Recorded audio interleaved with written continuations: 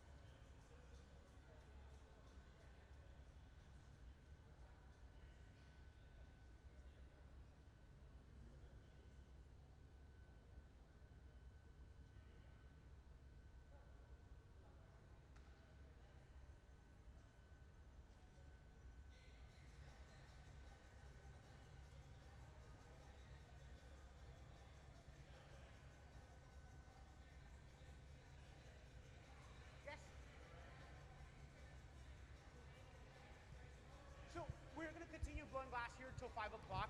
We have multiple projects going on. You're more than welcome to stay here with us. Here in a second, I'll actually just kind of explain what's going on, the equipment and everything we're doing, and kind of step-by-step process for this specific piece. Yes, I'm going to do that right now. Yeah, my name is David. If you have any questions, now, if you're just joining us, welcome to the Museum of Glass. I hope everyone's having a wonderful Monday morning.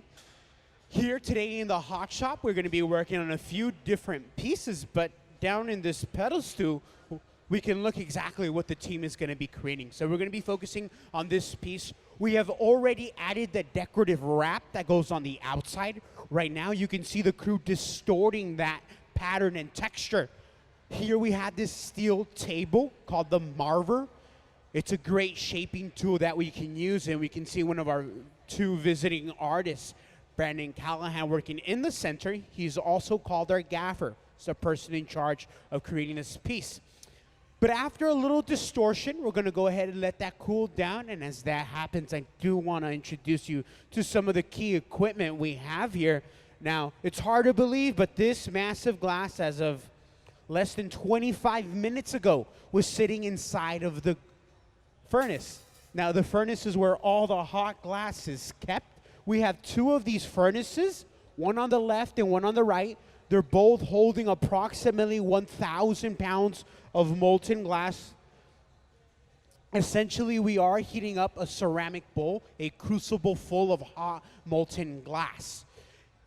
To gather glass, we will simply dip that core inside of that hot bowl of glass.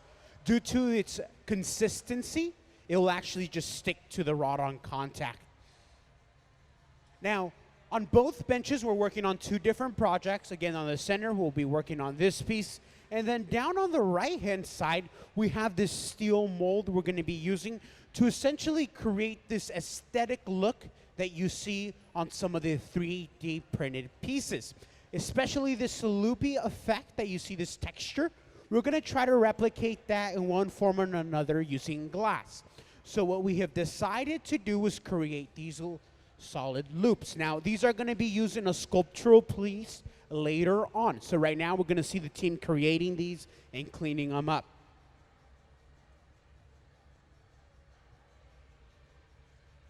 Now, down on the left-hand side, we're going to be gathering hot, fresh glass.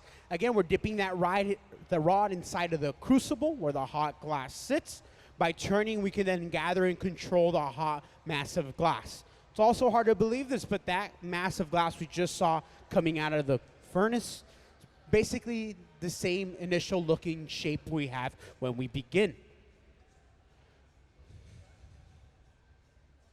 When the glass is sitting out here, it's also cooling down and getting colder by the second. We then reheat the glass in what we call a glory hole, or reheating chamber. On our top screen, we're seeing another diagram of the chamber and how it operates. Again, it is a ceramic or a barrel on its side lined with fire brick made to insulate and keep the heat inside. Typically, after a gather, we will see the same process of shaping the block using a wooden tool, but right after, we will enter the glory hole to give it another initial heat and really begin to manipulate the massive glass.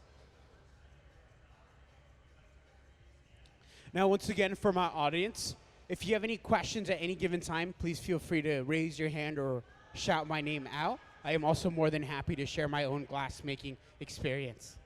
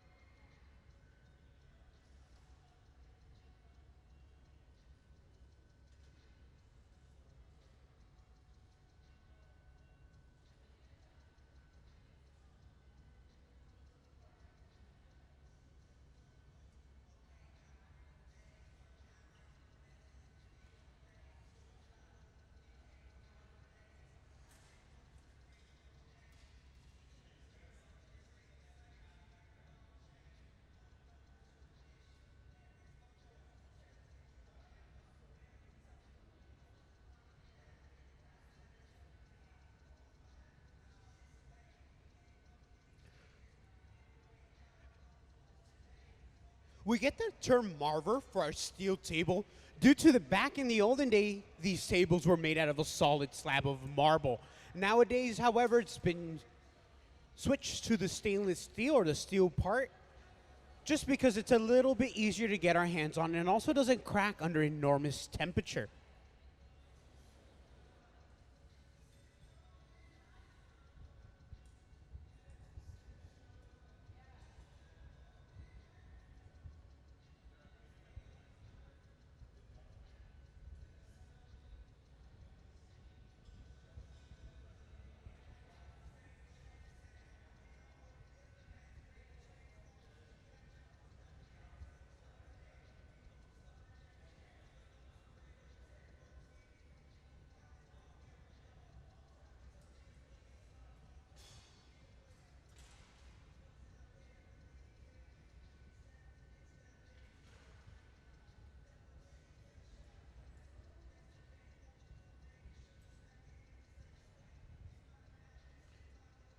Now, one of the shaping tools we use here in the hot shop floor is a wet padded newspaper. Now, this is just your average newspaper you may read at home. Here at the Museum of Glass, we bring it, we then drench it in water and fold it. And this is one of the shaping tools we use here in this hot shop floor. As long as we keep the top layer moist, it shouldn't catch on fire or leave any residue behind.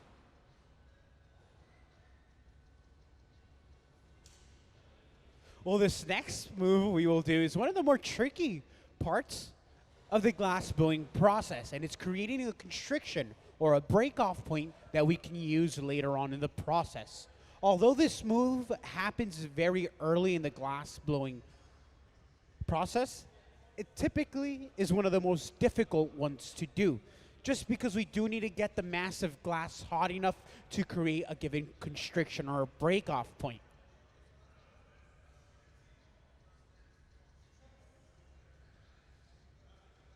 Now, it doesn't matter what color we work with. When you get glass hot, it always turns red into orange. And that's what we're seeing here today. For the most part, we will see kind of a blackish color and then red and orange as the heat. As we squeeze down the blades of the tool called the jacks, we have simply created the break-off zone, and the glass blowing can resume. And this is the actual glass blowing part of glassmaking. Now, one other glassmaker always sits on the opposite end, and this is to ensure that we can have air being blown at any given time. Typically, when we blow air, we're blowing about the same air pressure you use to blow out a candle. Now, it's not a lot of air, but it does vary. As the live demonstration continues, I do recommend the top balcony. It's a great place where you can hear some of that communication going on in between the team.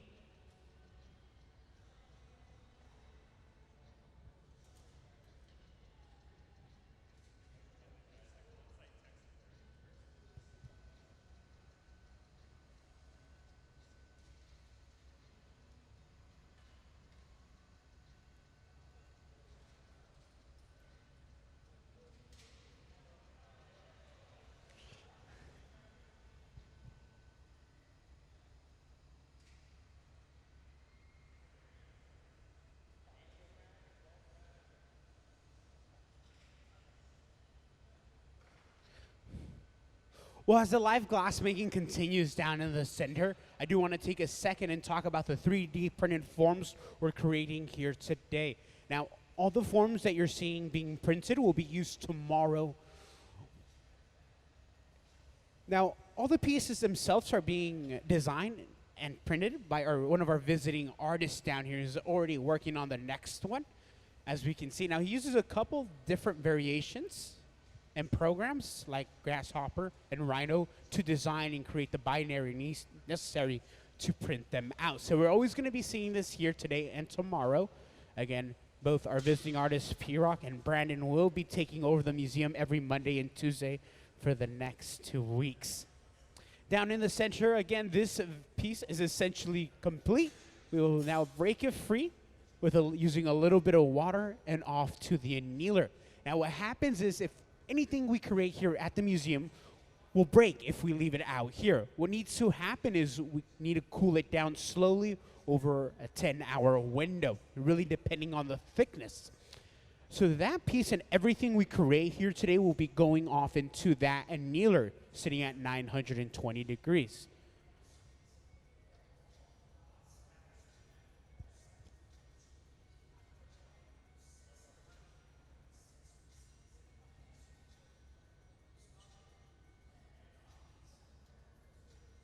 Now, down in this right-hand side, we're creating this effect that you see here.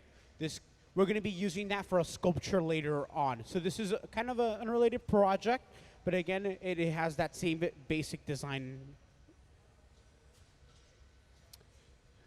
So this is just for a sculptural piece, but it's supposed to represent the little loop effect that we see on the 3D printed ceramic part here. Down in the center, we're going to be creating this vessel or a vessel similar to that.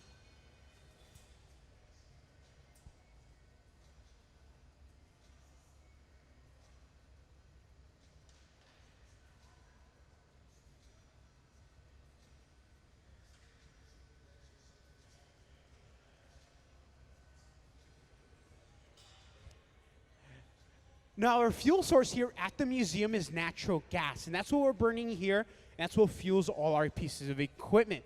Now, when you enter the hot shop, I know everyone hears like a weird sound in here, like a buzzing or a whirling sound.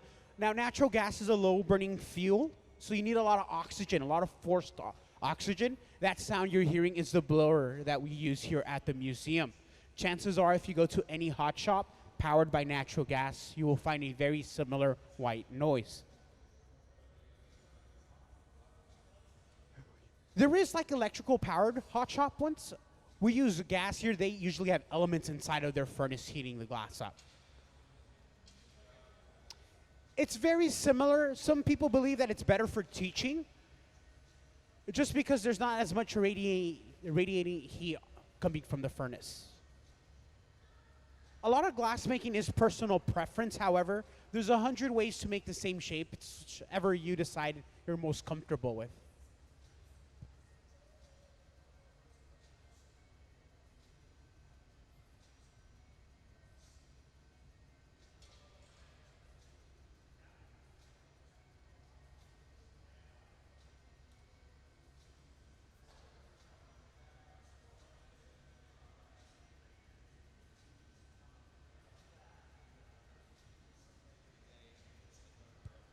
So the way that this museum works is so we have a professional crew down here, but Monday and Tuesdays is their off days. So on Monday and Tuesday, we invite a visiting artist from our community to come out here to the museum.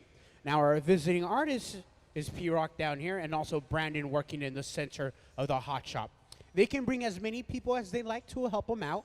We can set up the whole hot shop if they really like to. Truly up to them, up to how many people they want to bring, essentially what they want to create also. If they're going to create something huge, though, then they might bring a team specifically for that project. Yes, everyone you see here is employed through our visiting artists.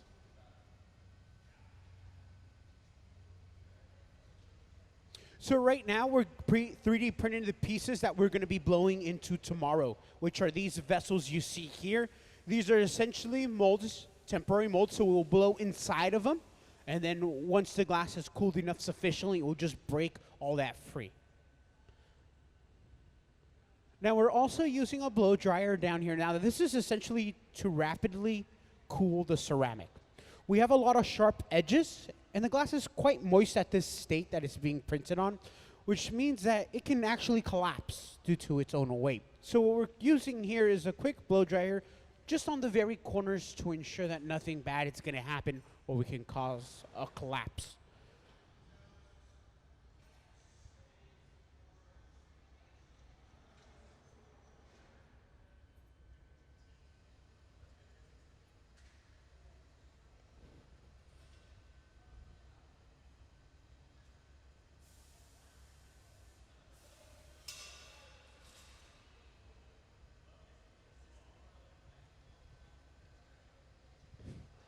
Oh, well, and look at that.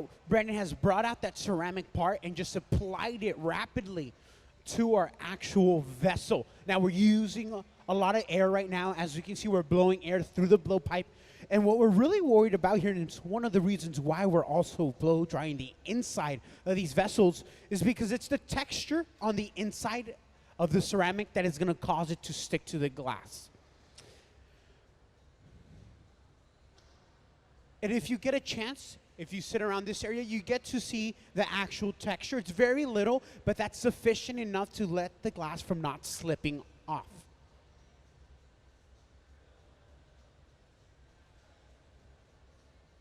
The tricky part about this process is actually bringing it back to room temperature. What will happen is both the ceramic and the glass will constrict at different rates. Now, when it's cooling down, glass typically shrinks less than 1%. It's not even noticeable enough. However, ceramic shrinks way more, which can kind of constrict the vessel and cause stress and ultimately causing it to break or crack.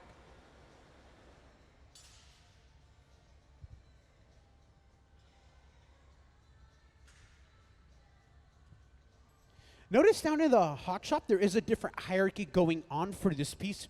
Of course, we have Brandyn Callahan, our visiting artist. Now, most of the time, notice that he's sitting down in the bench. It's called the gaffer's bench. He is the person in charge of creating this piece here today. And then we also see our other visiting artists. We can learn a little bit more on our top screen throughout the day. I'll be showing you some of their own artwork also.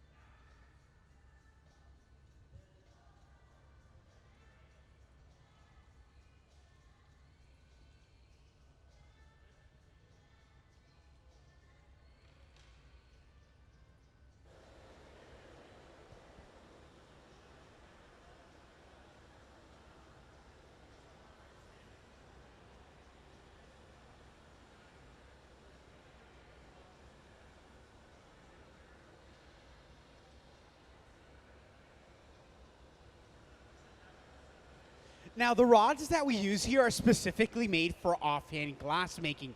They're made out of stainless steel, which is a very poor conductor of heat. Now, if you take a close inspection of these rods, you'll notice that towards the tip, they're actually no longer shiny. They're dull black and gray. Now, we don't place our hand in that darkened area. Rather, it's directly behind it where we still see some shine. It's typically a good way to see where the heat is located at. How are the colors added? Well, the colors are added in a separate color. Typically, the coloring application happens early in the process, and this is what we're buying from our manufacturer of color. When you're purchasing color, it's like going to a candy store as a kid. They sell everything you could ever imagine. Every single color. I mean, this room is stacked from the ground to the ceiling, full of different colors. The way that they make colors themselves is by adding different metals of the periodic table of elements. Different metals will produce a different color. If you like green, well, we add chromium and iron. To create blue, we can add cobalt. Red and pink glass, which happen to be some of the more expensive color, is due to its gold content.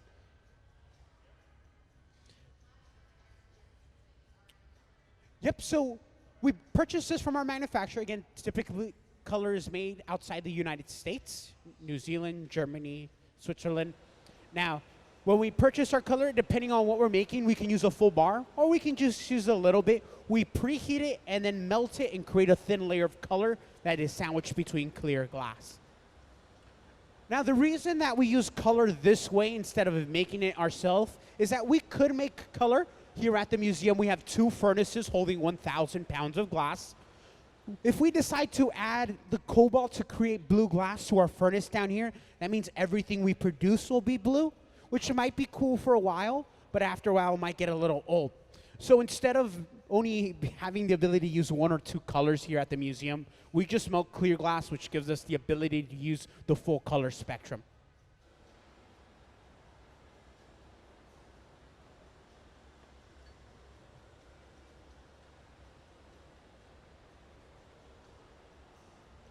We are using a tungsten drill bit to drill a hole towards the very bottom of our vessel. Now, this is so we can continue the glass blowing process. What will happen is we're going to break our piece free from this rod. We will be adding a new handle also. Now, we call this the punty, which is the transfer rod. By making the punty also on a blowpipe, we will give ourselves the ability to continue to blow air even after the transfer.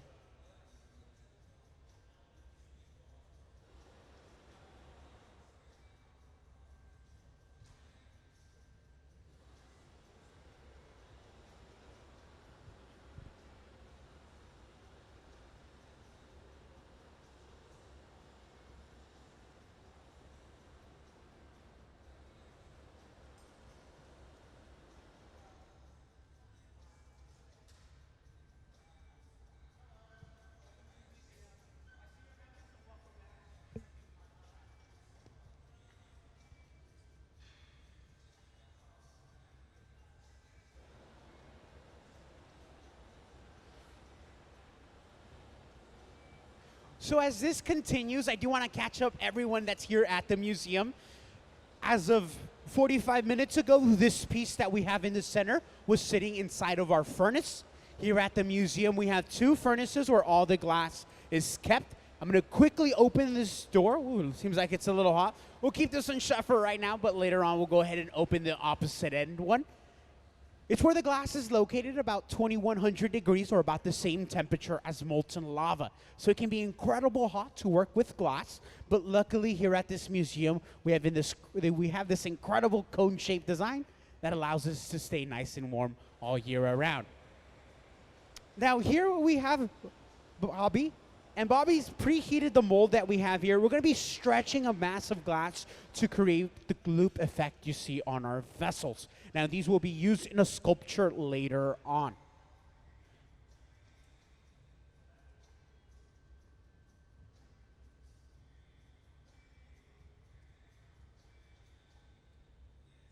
As that same process continues, down on the center, we're going to be transferring our vessel onto a different rod. Now, we have brought over a punty.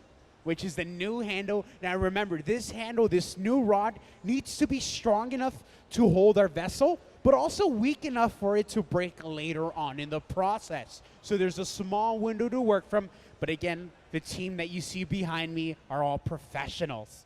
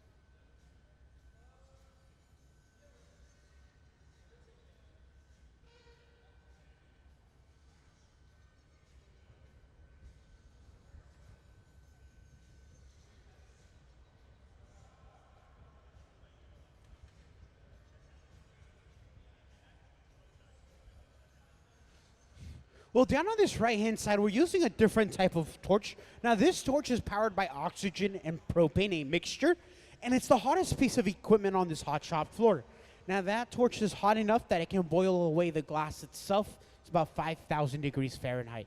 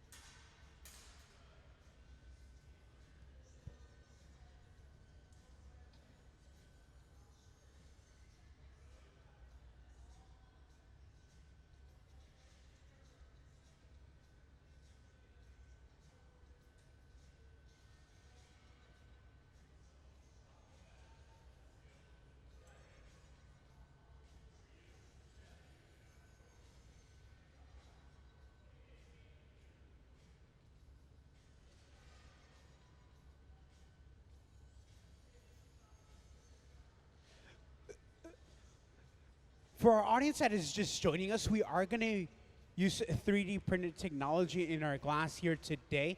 Now, one of our visiting artists, Phirak down here in the center, has brought his 3D printer to use here at the museum. Now, everything that we print here today, we will use tomorrow. Now, these vessels look very similar to the table we have back here also. What's different about the pieces we're 3D printed right now and the pieces that we have here on our table is that these pieces, when they're blown inside, we will then later just break off the ceramic right away once the glass is cooled down. However, the pieces down here and the ones we're going to be using today, they're going to stay with our massive glass. We are producing pieces very similar to this, just different heights, using different molds also. Now that's going to be happening down in the center. We're going to be wrapping our piece up here in a few minutes. We're still adding some final touches, but we will get started with another one directly after this one. So we're going to continue the live glass making fun down here. So as we watch the ending of this pieces, We've closed down the bubble or the opening we've had in the center or in the by sealing the hole, we then have the ability to continue to blow air and expanding our piece so the glass blowing can resume. Towards the back, we see a little bit more of its true color, its transparent color. Now, however, it's still going to look red and orange, and its true color won't be coming back till later on. That's due to the heat distorting its true color look.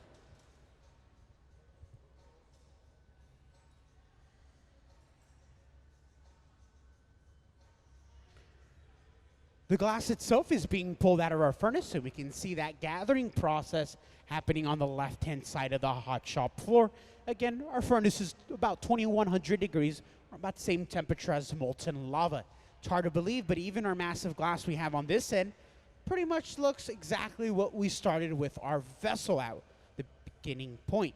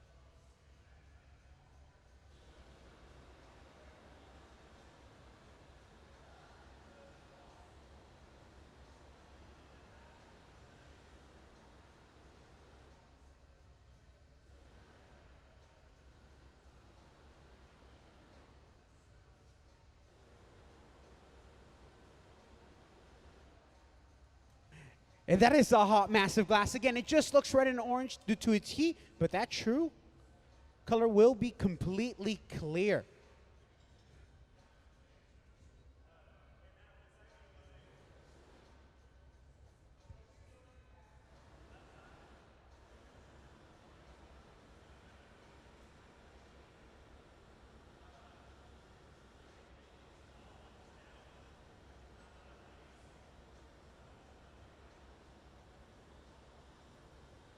Now this piece is complete. The next step we will take is to slowly cool it down for the next 24 hours. Now it really depends on its thickness, how long it should stay in the annealer. 10 to 24 hours should do the trick for this vessel, but since it is ceramic, we are gonna extend that time period.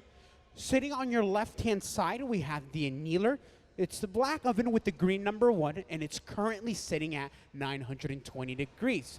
It'll be the oven that we bring the glass back to room temperature.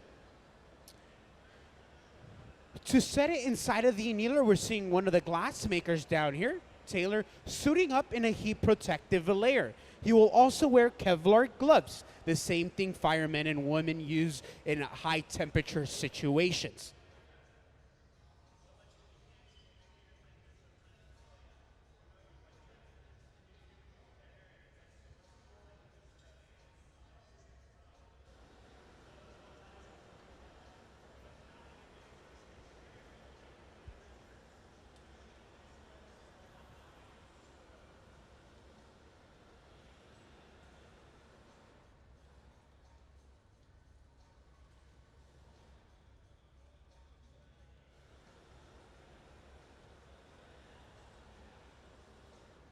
All these molds are ceramic molds.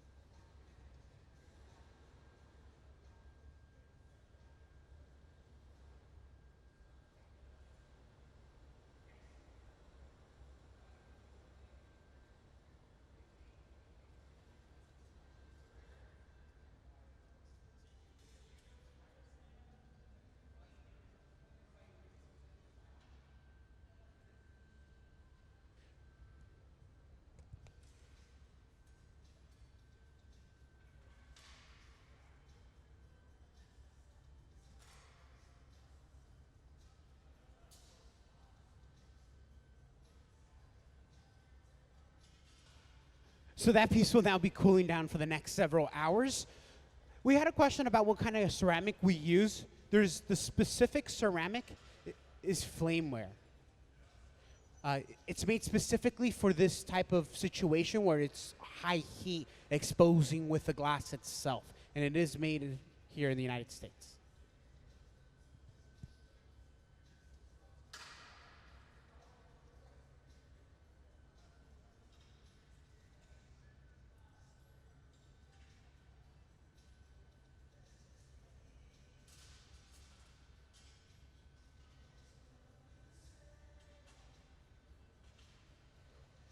Now, we are going to be starting another piece up here today.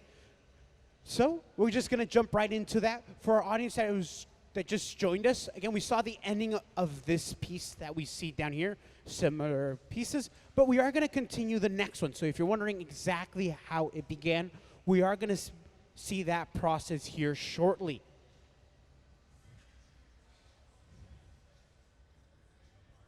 Again, we do have visiting artists here today, every Monday and Tuesday for the next 2 weeks. Our featured artist will be Phirak, 3D printing all these pieces. Now he's created and designed them using Rhino and Grasshopper, created the binary used to create the vessels themselves. And then we also have Brandyn down here in the center, which is our second featured artist here at the Museum of Glass. Now we are going to be working with colored glass here today. Colored glass is added separately than clear glass here at the museum, although we're melting in total 2,000 pounds of glass, 1,000 in each furnace. Color is always added separately. Now, the color itself comes in a bar form that we are buying from our supplier. So the color itself is made by adding different metals. Earlier, we talked about how cobalt can create blue glass, manganese can create purple and black glass, chromium and iron can create green glass, and in specifically metals, we even use uranium in clear glass, which creates a glow-in-the-dark green. All the glass is kept inside of the glass furnace. Now, we're using the furnace on your left-hand side of the hot shop floor, but behind that door lies the crucible, the ceramic pot where the glass is being heated up. At that same time that we're starting the bubble down in the center, we have already picked up the solid color on the end of the rod. Now the color is being preheated and melted down. The next step we will take is to take the solid color and place it right on top of the bubble we create on the left-hand side. What we're going to be doing is just creating a thin layer of color that will be sandwiched between clear glass. Now we call this the color overlay, or the coloring application process. Glass has the property of magnification, so by adding clear glass on the surface, we can make our whole piece look solid, although we now know it will be just a thin layer of color. And we can see that process down here, the end result. If we were to cut it in half, we could see that it's just a thin layer of color. Most glass in your home is probably playing the same trick if it's a solid color. It is possible for it to be solid, however, that tends to be more on the rare side when it's mass produced. Our visiting artist, Brandyn, took the layer of glass, rolled back and forth, and blew an air bubble. By blowing air through the blowpipe and placing our finger over the hole, we create a closed environment, and the air has no place to go but to pierce a small air bubble. As we get ready for the coloring application down on this right-hand side of the hot shop floor, we are working on this effect that you see on all our ceramic pieces. This kind of looping effect that we see, we're going to replicate that in glass by creating larger forms. These pieces will later be used in a different piece.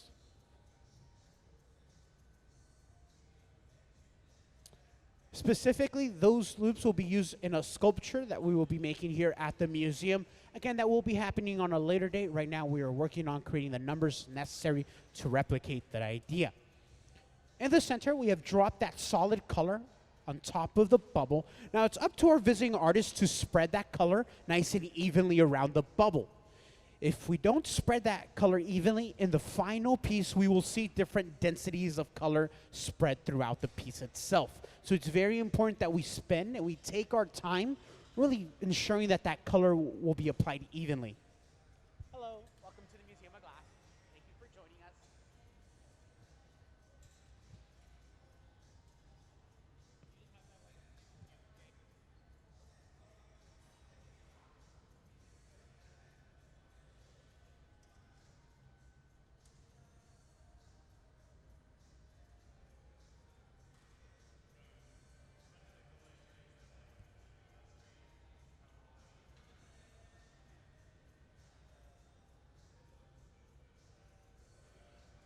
So we have a few different furnaces here at the museum. Now the glory hole is where all the glass is being reheated at. Now there's no glass inside of this chamber. Rather, it's a barrel on its side lined with fire break made to insulate and keep the heat inside. So there is no glass, again, it's just fire.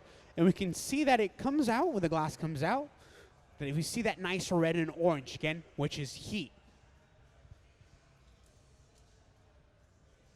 Down on this right-hand side, we will cool this piece down. Now, all glass made through history will always have to go through an annealing cycle, the cycle of bringing it back to room temperature. Now, telescope glass is quite thick, and it's made a little differently, but telescope glass anneals for weeks on end due to its thickness.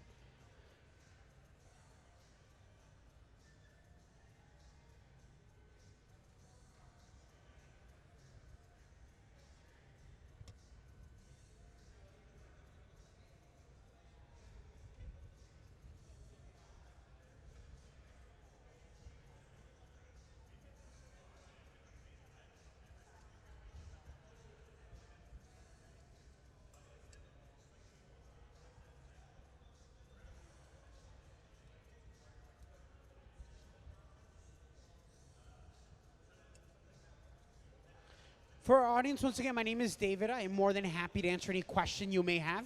More than happy to even share my own glass experience. You can raise your hand or shout my name, and I'll be right on over. I love questions, too, by the way.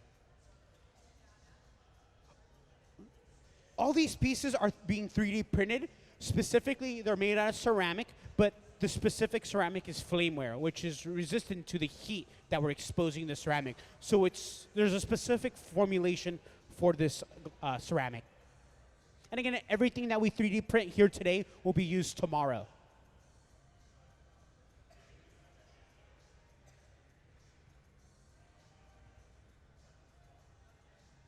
Now the coloring application is complete down in the center. The next step we will take is that hot molten layer on the surface. Again, that will magnify the underlying color, and this whole piece will now be looking solid throughout the portion, although everyone now here knows that most of the time it is just a thin layer of color.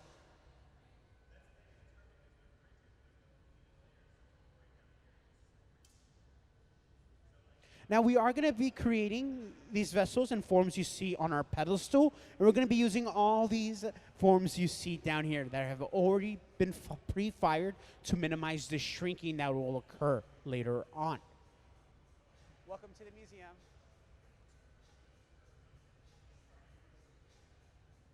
By letting the core cool down in the center, we're doing a variety of different things. First of all, we're giving ourselves the ability to maintain control of the hot molten layer we will add. We will also be able to gather a lot more glass on a colder core. Most importantly, we're working just smarter rather than harder. This way, that core can really suck out a lot of the heat that we apply on the surface, which makes turning the rod easier. Now, to everyone down here, turning the rod is second nature. They no longer have to think about that. But when you're first starting off and learning to work with glass, turning the rod can be one of the most difficult learning curves.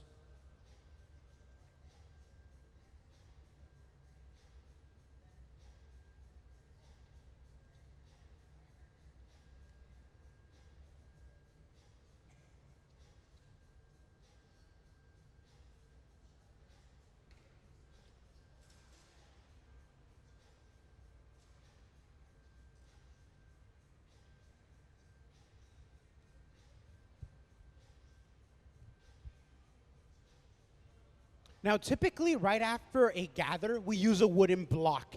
And the wooden block is used to ensure that our bubble will blow out evenly. What will happen is it will distribute both the heat and the mass of glass around the bubble. Most of the wooden blocks we use here at the museum are made out of fruit wood, and we specifically burn fruit wood because it contains more moisture and it has a longer lifespan. An added bonus is that when it does burn, it does smell like a barbecue here in the hot shop floor, but it's just a bonus.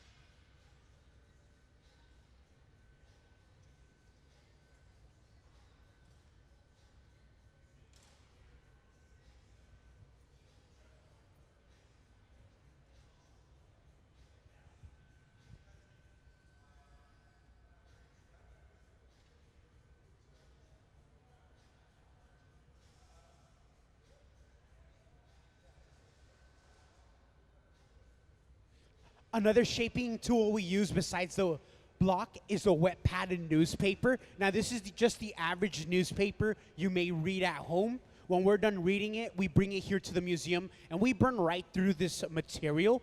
As long as we keep it wet, it shouldn't catch on fire or leave any residue behind.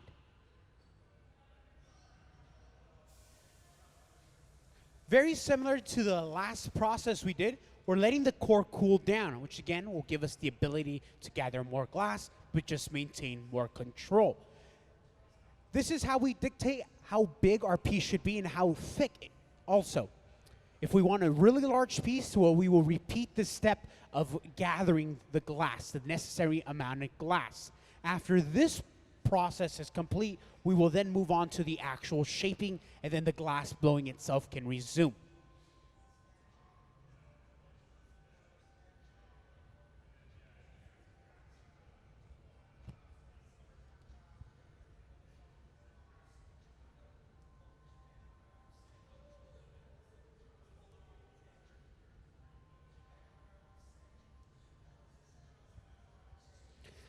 Now, a small detail that's going on the furnace side is that we just spray a little bit of water, a little plain old H2O.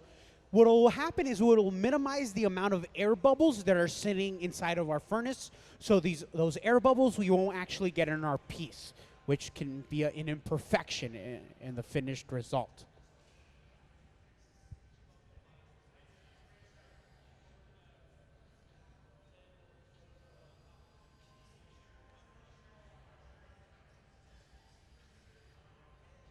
If you're joining us now, welcome to the Museum of Glass. Thank you so much for joining us this Monday morning. Here today we have a visiting artist, both Phirak working down in the center, loading up another tube of ceramic.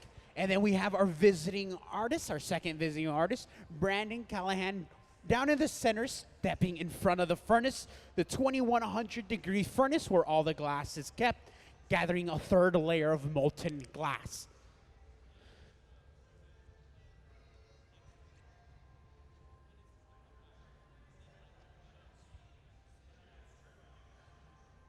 Just like the last gather, we will do the same process of using the wooden block and then the newspapers to shape the massive glass.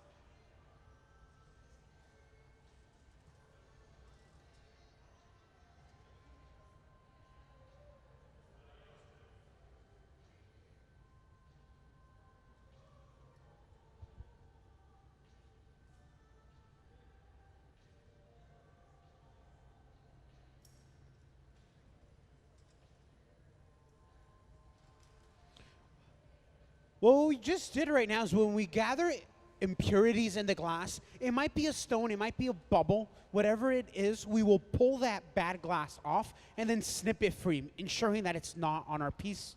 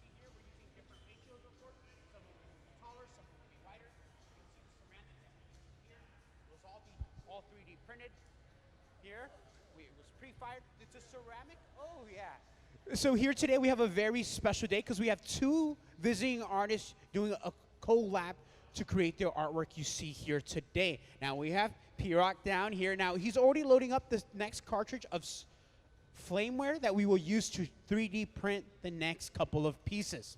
Everything that's printed today will be used tomorrow, which are specifically the pieces we see sitting on this end. So all of this will be used tomorrow's, and it's just gonna be so fun here. Now we're always doing unique things here at the museum. This is what we're here for. We're not just here to create your average bowls or vases. Now we are here to push the limits of glasses and art form.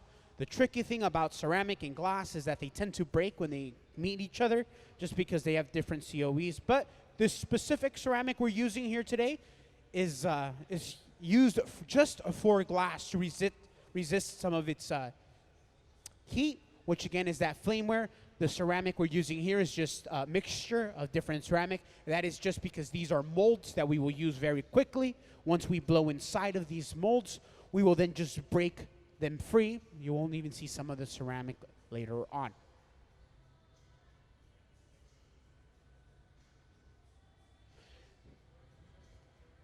So this is flameware, specifically used with glass just to resist some of its heat.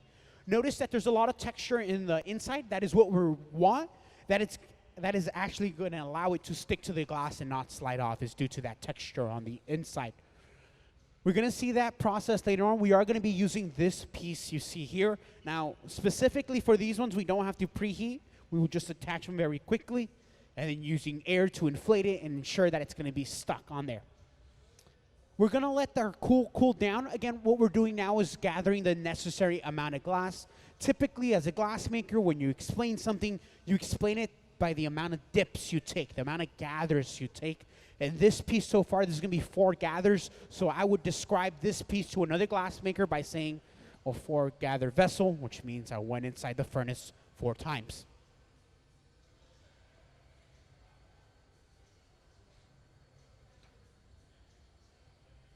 We are also going to be adding a wrap on the very surface. That's the white line that we see here.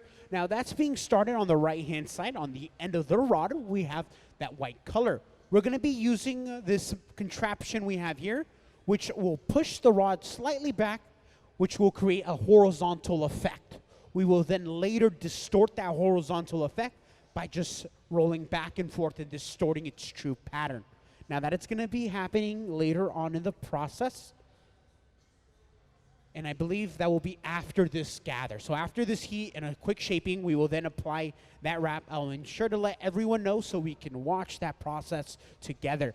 We see our visiting artist, however, Brandyn Callahan, stepping back inside of the furnace. Again, we're melting approximately 1,000 pounds of molten glass at a 2,100 degree Fahrenheit furnace. It's about the same temperature as molten lava.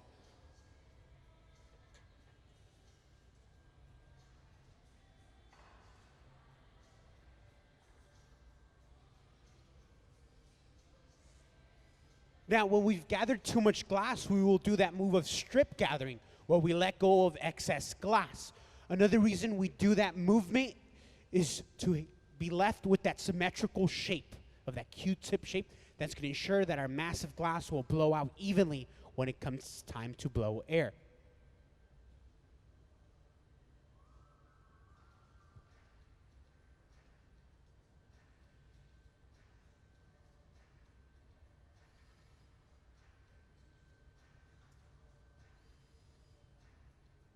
Most of the wooden blocks are made out of cherry, which just contains more moisture and allows us for these blocks to have a longer lifespan.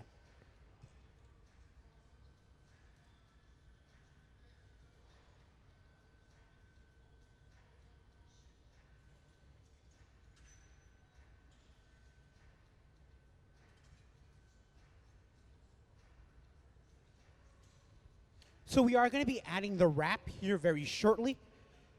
I do recommend the top balcony, which is a fantastic place to view that process, but it's going to be happening down on this end. We're, of course, going to ensure that our camera gets a nice view. Again, the action will be happening on this end of the hot shop. The top balcony is a fantastic place to view that. but make sure you sit back, relax, and enjoy the museum.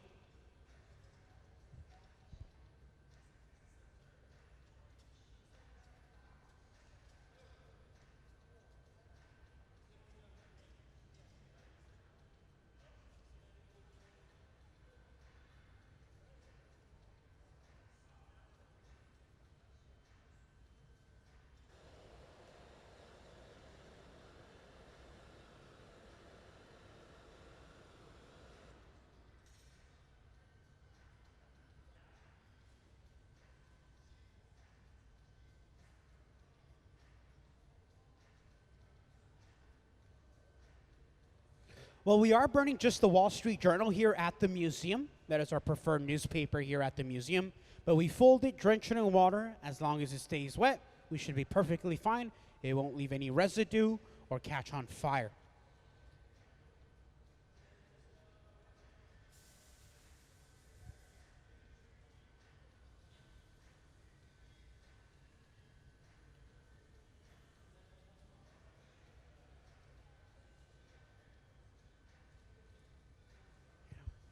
You're going to have a fantastic view up there. It is now that step of adding the wrap. Again, we're going to show you a good view on our top screen also with our AV crew, but that action will be happening next. We're ensuring that this core is hot enough so in contact it can stick also.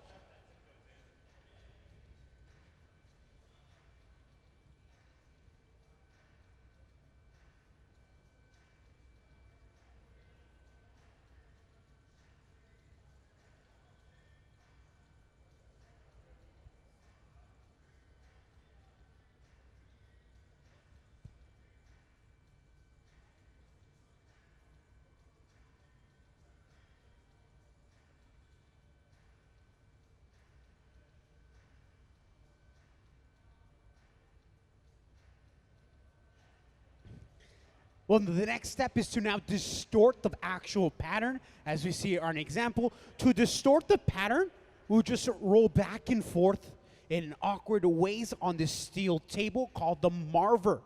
Now, this marver will quickly suck the heat out of the glass. The reason why we call this steel table the marver is because traditionally a slab of marble was used. Nowadays, though, we use the steel counterpart, which does the same job. It just doesn't break under enormous temperature, and it's also more affordable, of course. Most hot shops, or the majority of them, will have the steel table. Every now and then, you'll find a hot shop that has a small broken piece of marble. Although it is rare, there is hot shops out there that do have those small slabs.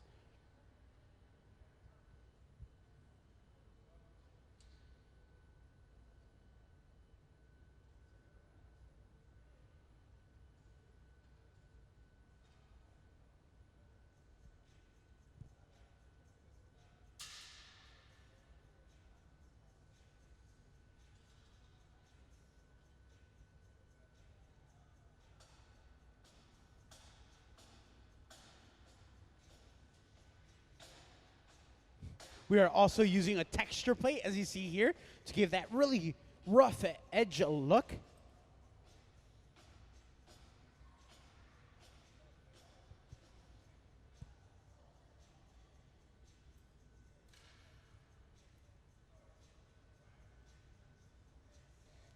Typically, the distorting of the wrap happens right after that wrap is added, as we see here. And that's due to if we get the glass hot, that wrap will actually really just melt into the surface and making any distortion a little bit more on the difficult side.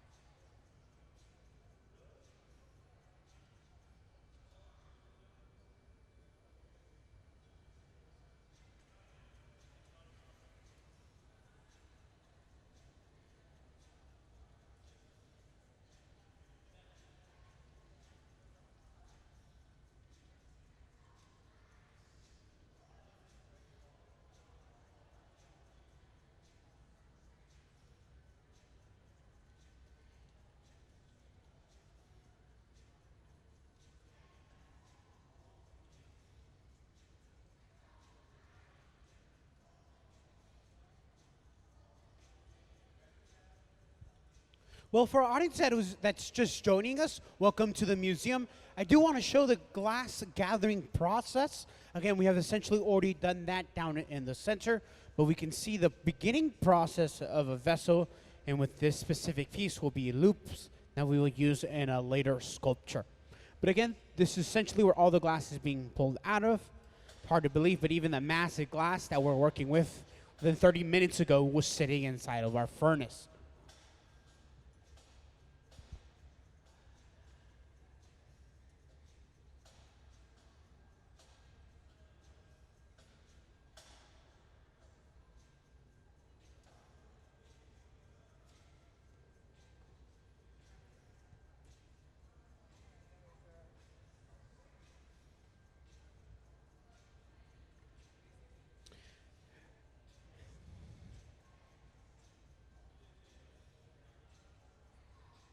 As the live glass making continues, I do recommend the top balcony. It's a fantastic place to view the actual live glass blowing demonstration.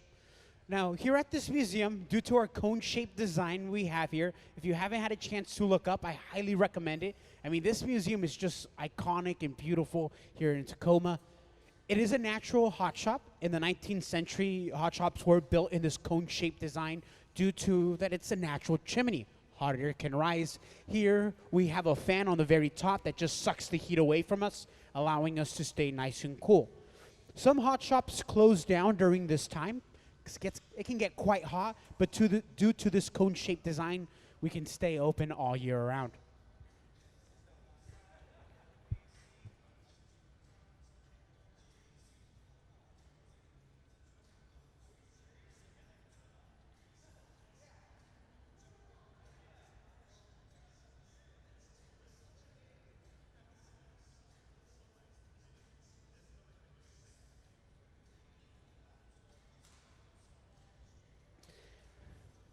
One of the reasons we also have this infamous cone-shaped design is due to Tacoma's early history. At one point, we were called the capital of the lumber industry. At its height, we had over 70 lumber mills just in this area. And with that large lumber industry, they also had wigwam burners, which was a place to burn excess wood. They look very similar to this cone-shaped design, and it's really the reason why we have this structure at this size, is that wigwam burners that stood here during the 19th century, which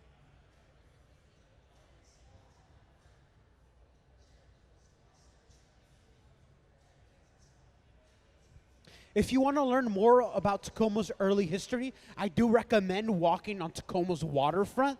There you can learn a little bit more about the wigwam burners that stood here, and there's like information panels that you can read. The closest wigwam burner to our area is located about 2 hours away from here in Aberdeen, Washington.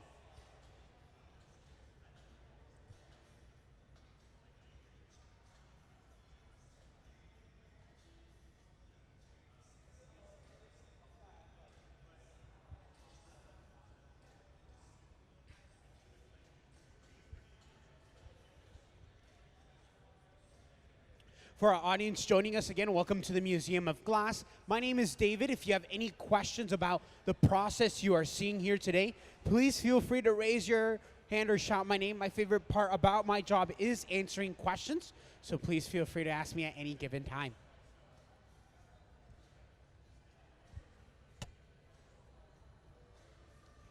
Yes, all the glass starts off clear.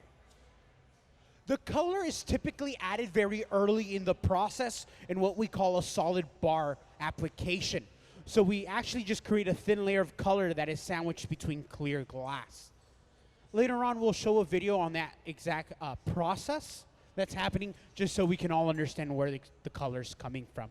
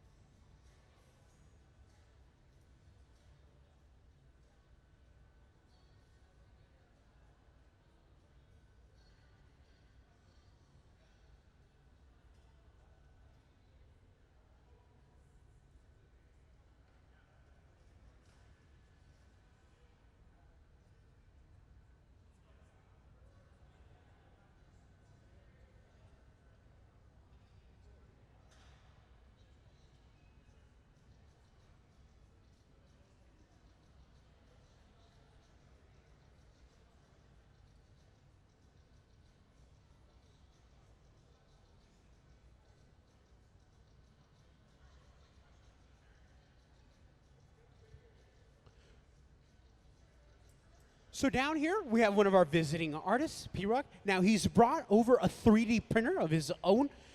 Everything that we are 3D printing here today will be used for tomorrow's demonstration. So all these vessels we will be using tomorrow.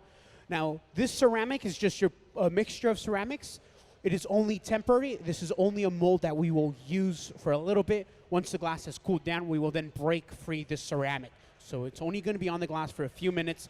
Now, our visiting artist here has designed all these pieces using a couple of different software, using both Grasshopper and Rhino to create the binary and actual dimensions of the vessels we're creating here today.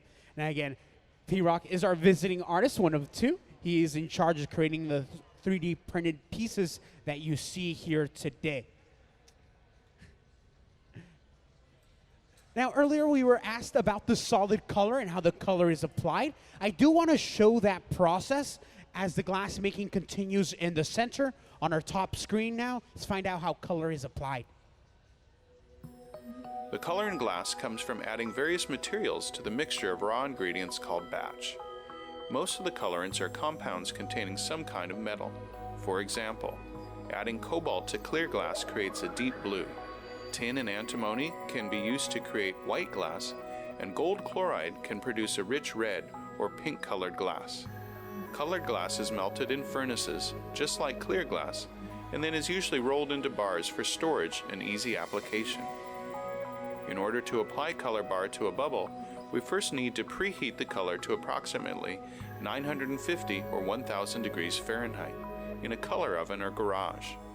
Once warm, the color is then picked up on the end of a punty rod using a little bit of clear glass as a support. The color is then heated in the 2300 degree glory hole to soften it and make it malleable, while another artist creates a small bubble of clear glass on a blowpipe. Once warm, the color is dropped over the clear bubble, and then using a variety of hand tools or the steel marver, the color is rolled back over the clear in an even layer. This process is called dropping color, or creating a color overlay. Depending on the project, that bubble is then usually gathered over with clear glass and blown into the final form.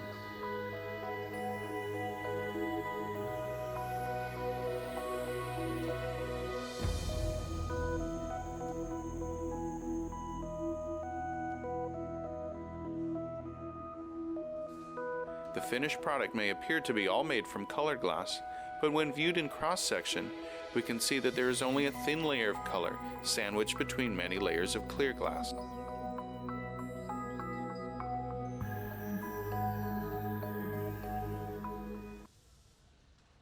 Now that whole process has been complete, and as that video was playing down in the center, we created a break-off zone.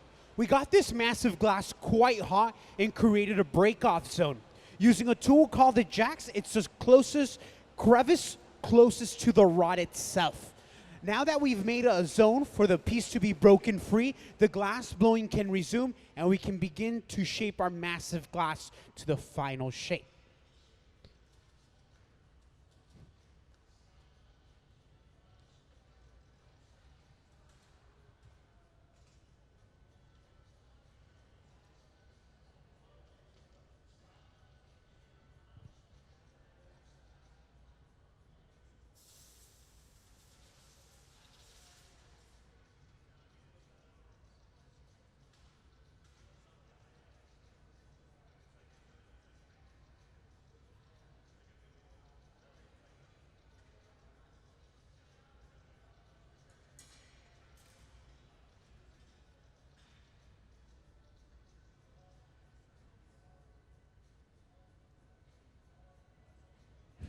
Well, one of the shaping tools we use is the Wall Street Journal. We fold it up and we burn right through this material. Now, we're standing by to blow air. Now, we notice a professional glass maker, Isaac, down here. He's blowing air through that blowpipe, expanding the bubble. If you're wondering how much air he's blowing, he is typically blowing about the same air pressure you use to blow out a candle. So we're always standing by. It can be a little bit of air, but it can also be a lot of air. Notice that there is a hierarchy going on here in the hot shop floor. Earlier, we met one of our featured artists, Phirak, is down here, creating all the 3D printed forms. And then we also see our second visiting artist down on this end, sitting in the center now. We have Brandyn. He's sitting on what we call the gaffer's bench. The gaffer is the person in charge, and there is a hierarchy going on here in this hot shop. Notice we have another glass maker now. We have Taylor down here. Taylor's job is to be the pole turner. The pole turner's job is to give the adequate heat that the gaffer has asked for. So the gaffer has asked to get the tip nice and hot and a nice general heat, and that is up to Taylor. We then have the blower, which again is Isaac. He's blowing air through the blowpipe. And then we have the assistant, the first assistant down here. Now we're using wooden paddles to shield our gaffer, Brandyn, from any heat that the glass may radiate off. When it's exiting the chamber, it can be around the upwards of 2,000 degree area, 1,800. So we will shield Brandyn from any heat that the glass may radiate off. Even with that, he's still wearing a Kevlar glove, which just gives him a protective layer.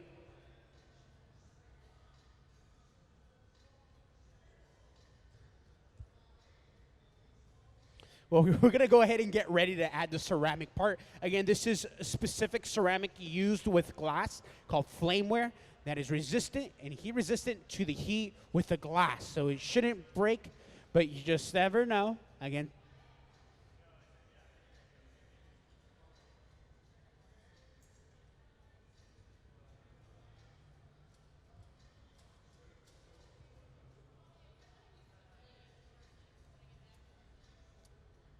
ooh, what's the difference between using the flame and the glory hole? So the glory hole will ensure everything stays hot. If we just leave this out here, within 5 minutes, it'll actually crack or break just because it'll get too cold too fast. The flame is typically used to get one area hot of the process. The way that the glory hole works is no matter what we do, the tip will always get hotter before the back part does. So we often use that torch to counteract the glory hole and really heat up the back area, ensuring that it doesn't get too cold, because once it cracks, it can ultimately ruin our whole piece.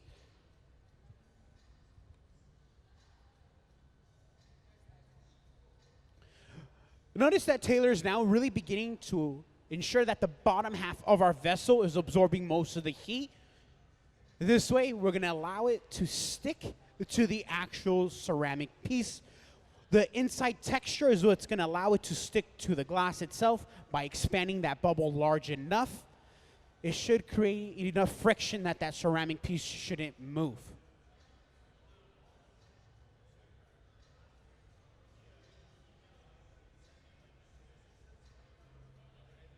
So the pieces that we make here today, there's a lot of experimenting you're seeing here. What you're seeing hasn't really ever been done before. They tend to break, but Phirak down here spent a long time kind of figuring out what's the best way to approach this idea. And then we have Brandyn creating all these pieces. Everything that we create here today and for this residency will be going back to their studio.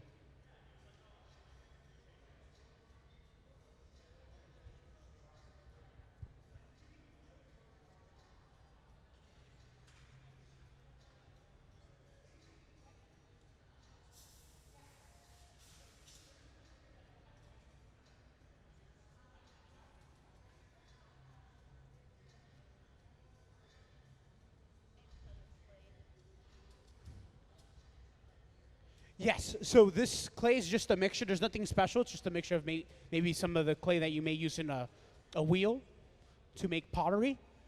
The only clay that's different is the clay that we're using with the glass itself. These are only temporary molds, so there's actually a crevice on the inside of this piece. We're going to blow inside of it. Once the glass has hardened, we will then just break it free. So it's not going to cool down with it. It is just a temporary mold we're using to create the vessel.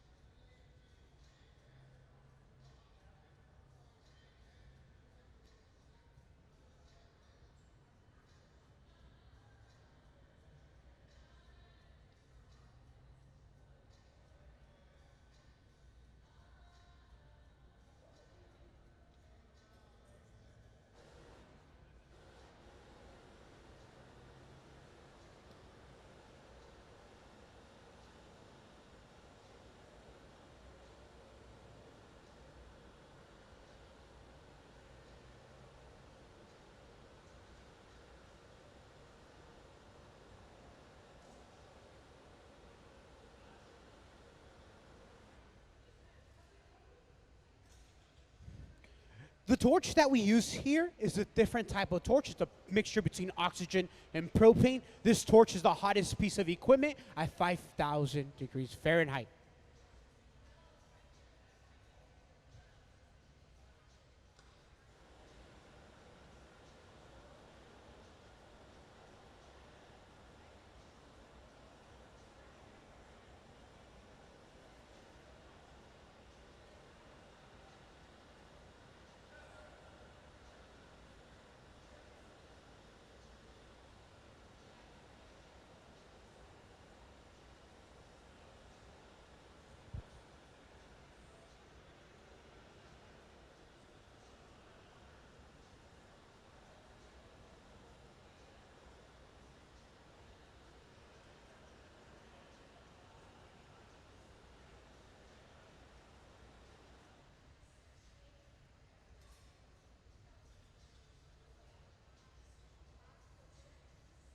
So down on that left-hand side, we have an annealer.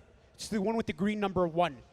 Glass, when we're finished with it, needs to slowly cool down. If we leave it out here, it'll actually just break and crack.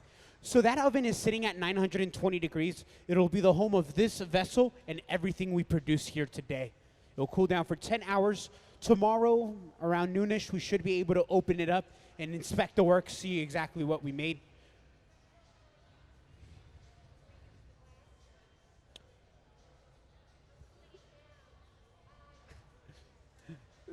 When you look through history, what's amazing is that melting glass actually happened really quickly. We learned that how to do that. What took time to actually keep glass was not causing it to break.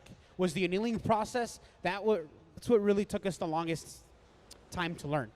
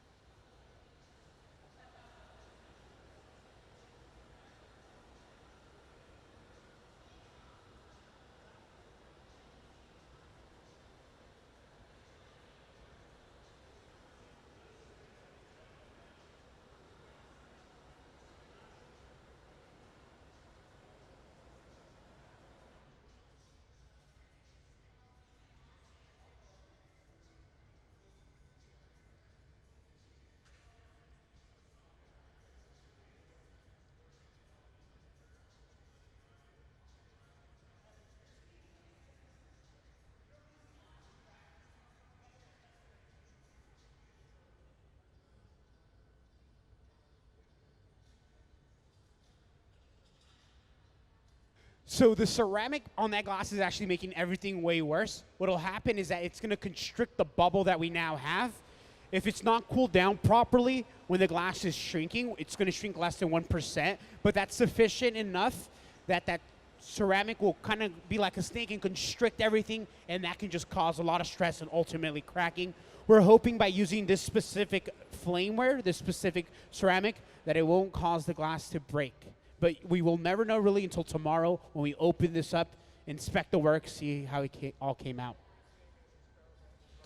Oh yes, you're seeing things that we don't even know if it's gonna completely work. We've had a lot of success earlier during this residency, but there's a lot of variables, especially now that we're adding color on top of that with that white color on the surface. You just don't know how it's gonna act with the ceramic.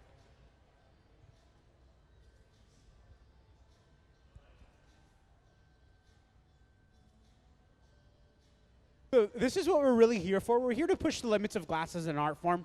We're not just here to make bowls and cups and simple vessels. We're here to push this medium as an art form. Everything that we produce here today and for these next few weeks will be going back to our visiting artist studio. They are going to keep everything but 2 pieces. All we ask them is to donate 1 piece to our gallery and 1 piece to our annual fundraiser. Other than that, they are free to take as much clear glass as they want. We can fire up as many chambers as they want. They can really experiment as much as they want. That's why we're really here at the museum. We're here to push this medium as an art form.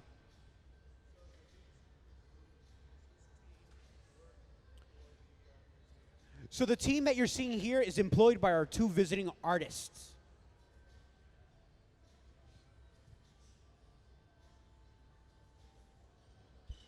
Annually, we're going through about 10 tons of glass here at the museum, and it's simply because reasons like this. We give artists as much clear glass as they could possibly want. All they really need to focus is the creations they want to make, what they want to spend time on, how much glass they want to use. I mean, it's really all up to them. There's not many museums that do what we do, give the ability to these artists. Through this summer, we're going to have, just until September, so a few months, we're going to have 9 artists doing this. So 9 different artists from across the United States and across the world will be coming here to the museum to continue their work. I do want to let you know that also later this week on Thursday is Tacoma's 3rd Thursday, which means every museum after 5 o'clock this Thursday will be free to enter. Here at this museum, we're going to be having 3 different featured artists on this hot shop floor. So 3 different projects, 3 different teams happening here at this museum, which is just incredible. I do recommend everyone to join us. Again, it's going to be 3 hours. We're going to have these 3 different completely unrelated projects, 3 different amazing, talented glassmakers here at this Museum of Glass. You can watch us 3 different unique pieces being made.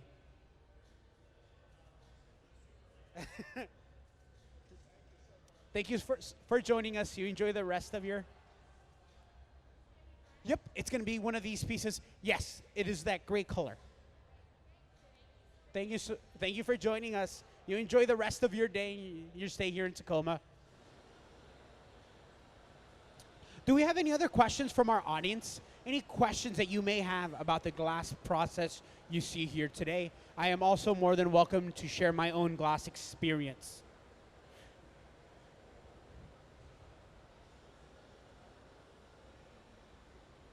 What is so special about the ceramic that we're using? So most ceramic, what will happen is when it's cooling down, it shrinks rapidly. Ceramic shrinks more than 15%. Glass shrinks less than 1%. So when that happens, when they're joined together, they're incompatible with one another. So their coefficients of constriction and contraction are different, and that's what causes them to break. Most pieces made from ceramic and hot glass will break. But this time around, Phirak has spent a lot of time actually researching what's the best way to approach this. And so he's found this flameware that can actually not cause the glass to break. And so that's what's this breakthrough. That's what's making this so important, is the ceramic that we're using here today.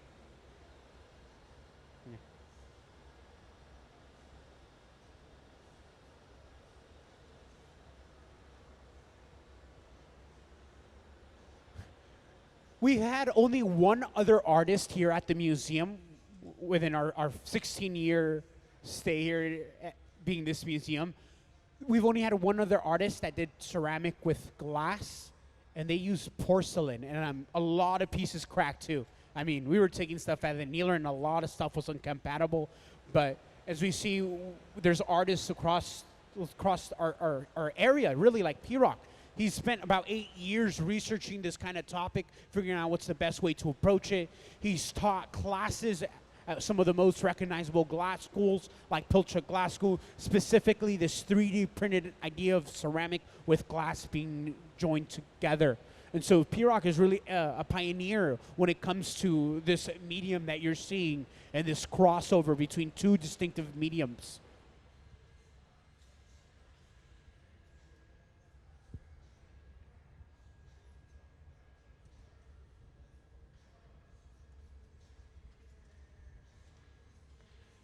Well, thank you for joining us. You enjoy the rest of the museum. We are going to continue blowing glass, so definitely check out everything else we have to offer. You're more than welcome to join us once again if you'd like.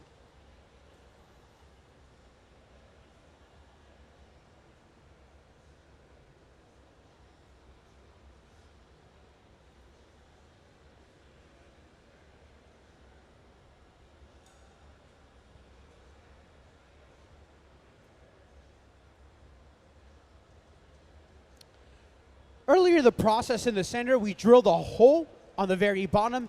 This is going to give us the ability to continue to blow air after the transfer. We're now going to add a new rod, a new handle, so we can now begin to work on the opposite end of our vessel. So the area where the ceramic is not located, we see a constriction, and that is the area we wish to manipulate next.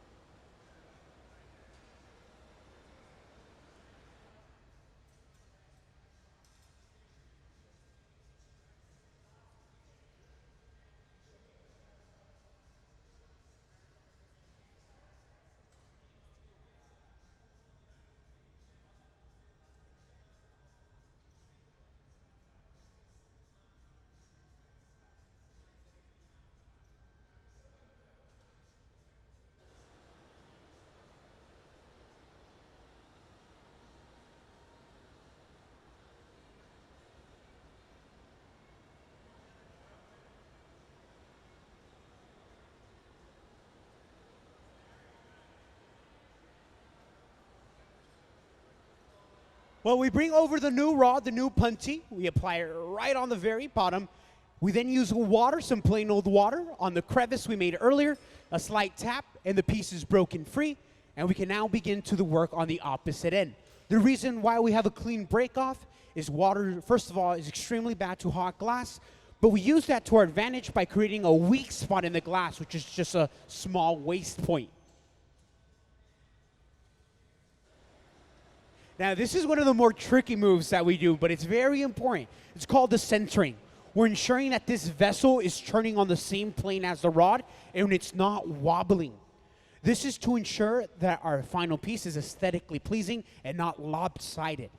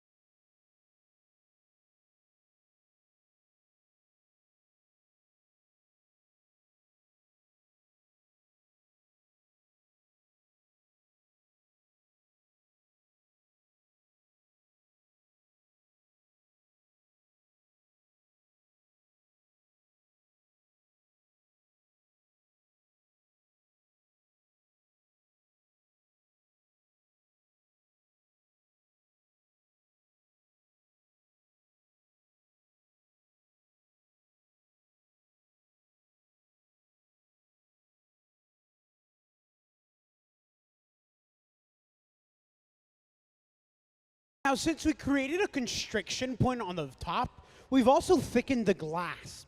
To ensure that we have an even thickness all the way around, we will heat up specifically that top area and pull that thick glass out, later cutting it free from our vessel, ensuring that we have an even thickness spread throughout the whole piece. So we see our visiting artist, Brandyn Callahan, using a pair of tweezers, pulling that thick glass out, ensuring he's left with more of a symmetrical thickness.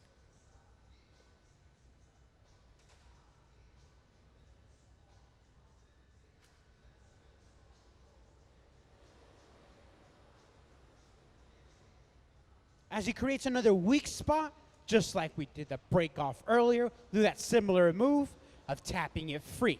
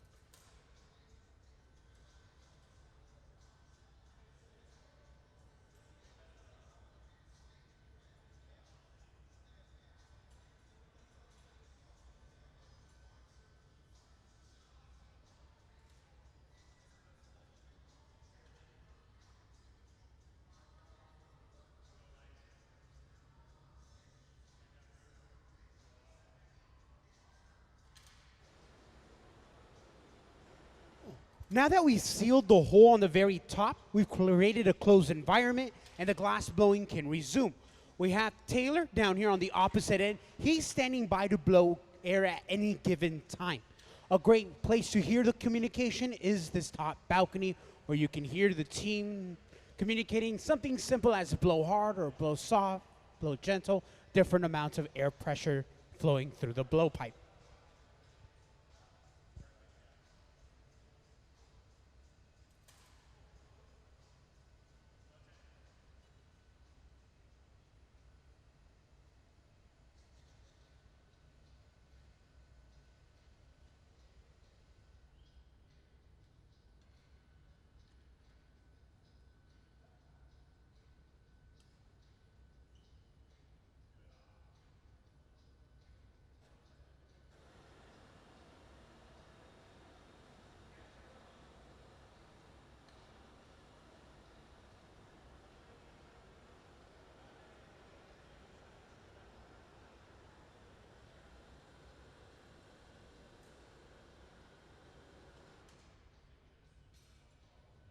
Now, down on the right-hand side, we're finishing this piece. Now what we're doing here is using this mold that we have here to create the effect we see on our ceramic, this kind of loopy effect that we see on nearly all of them.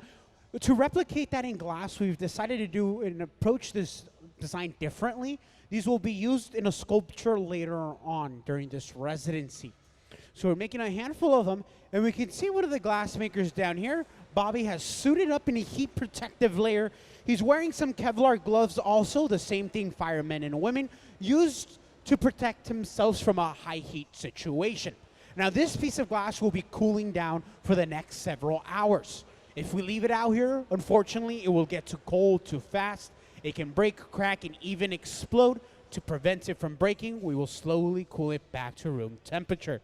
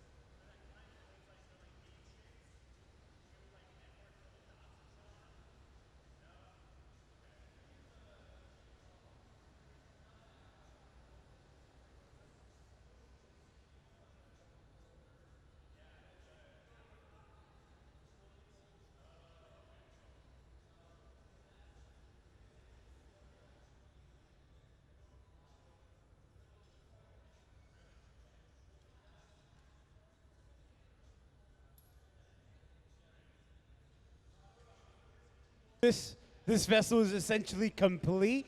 The next step we will take is to slowly cool it down for the next several hours. Once again, if we leave this ceramic with glass piece out here, it'll get too cold too fast. It can break, crack, and even explode. To prevent it from breaking, we will slowly cool it down in the annealer on your left-hand side with the green number 1. It is currently sitting at 920 degrees, and it will be the home of every vessel we create here today.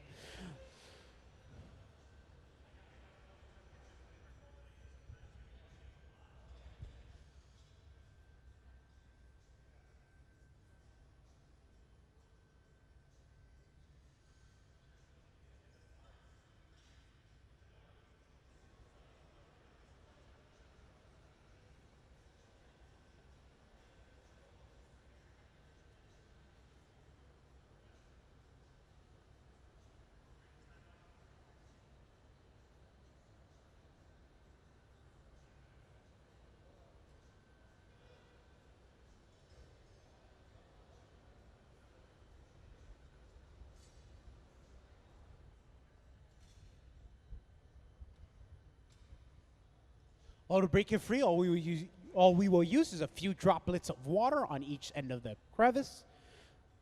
Here with the slight tap, this piece should break free from the rod. And just like that, on its way to the annealer to slowly be cooled down. And what a success, just like that, recreate one of these vessels now. We're just going to be jumping right back into it. Again, if you want to stick with us with the demonstration, you are more than welcome to. But the glass makers have already jumped on to picking up the solid color. This will be the start of the next vessel. It's hard to believe, but that color is what we're going to be using here today. The bubble will also begin in the center. We're going to start this vessel up once again. Again, each one will look unique and different. We are going for different sizes. And of course, each of these molds are different. So they're all going to be unique in one way or another.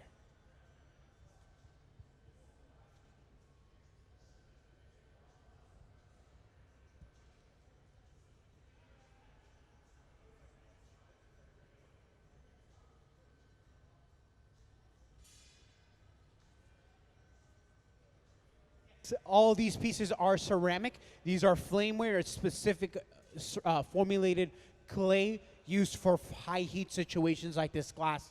What will happen is most ceramic, even porcelain, will just crack with the glass. They're just not compatible. This ceramic, however, is more compatible. It doesn't mean that all our pieces are not going to crack, but for the majority, we should be safe using this ceramic. Yep, these are all designed and printed using this 3D printer. Now we have one of our visiting artists, Phirak, down here. He is in charge of creating all these vessels. Everything you're seeing printed right now will be used tomorrow in tomorrow's demonstration. He's designing these pieces both using a rhino and grasshopper, creating the binary necessary to create these actual vessels and have them printed here. This ceramic is just plain old ceramic. There's nothing special about it. It is only a temporary mold. So on the very bottom, there's going to be a hole. We're going to blow into them. Once the glass is hardened sufficiently, we'll just break that free right away, and we can keep the glass. So it's only going to be a temporary mold that we use.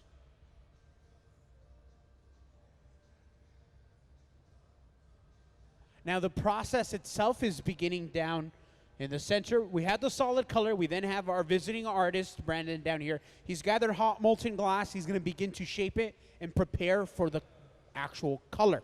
So he rolls back and forth on the steel table. He's shaping that hot mass of glass. He's getting it ready to blow an air bubble. After cooling down sufficiently the surface of the glass, he will then blow air through the blowpipe. But again, it's very important the shape that we have to ensure that our air bubble will be symmetrical. We then blow air through the blowpipe. We place our finger over the hole. We created a closed atmosphere so the air has no place to go but to pierce the glass. And just like that, a small air bubble is created. What we will now do is let that core essentially cool down. We will then take the solid color and place it on top of the bubble.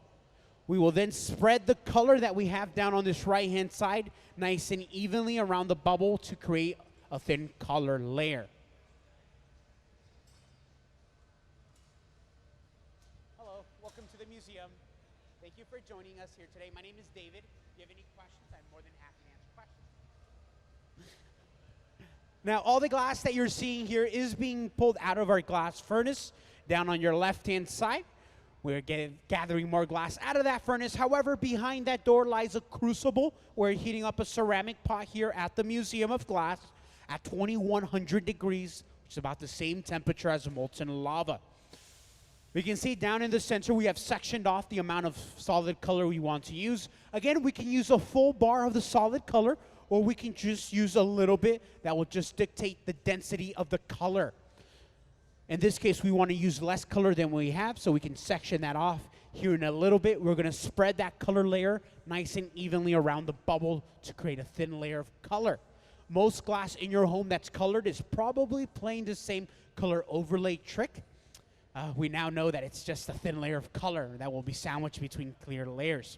So when we add clear glass on the surface, it will magnify the underlying color and make everything look solid, although we now know that it's just a thin layer of color. Now, there's a lot of information I'm going to give you right now. Again, if I lose you at any given point, please feel free to raise your hand or shout my name. We're cooling down a rod down on this end. On this bench, we're going to be creating something different. We're going to be creating this effect that you see on all our ceramic pieces, this loopy effect. It's kind of loops. We're going to be creating that.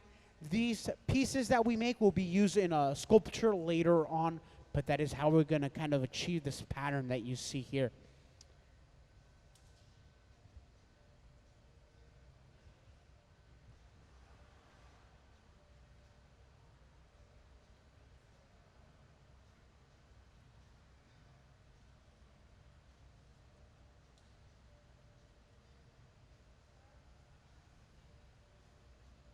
Are all the furnaces at the same temperature. So the glory hole that you see here is about 2,300 degrees Fahrenheit. It is slightly hotter than the actual furnace where the glass is being kept.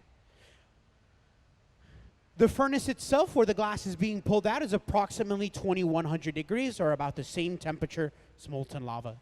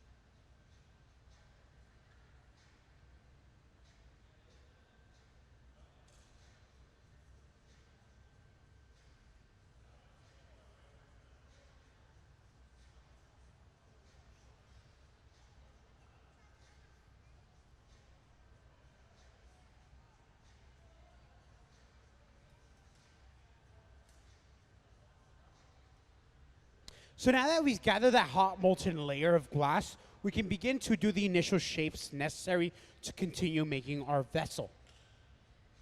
One of the shaping tools we can use is also a wet padded newspaper. Now this is just the average newspaper you may read at home. Well, here at this museum, we bring it right down here.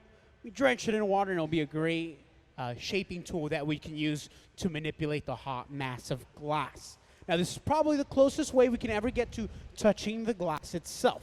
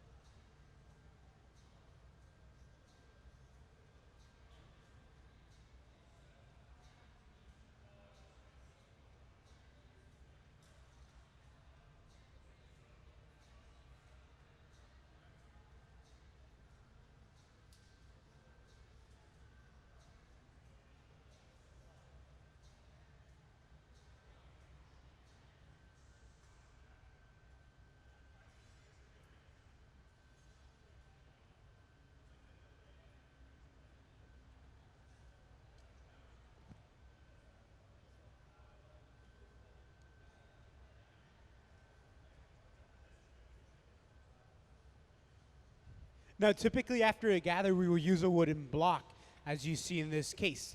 This wooden block just going to ensure that our bubble will blow out evenly all the way around.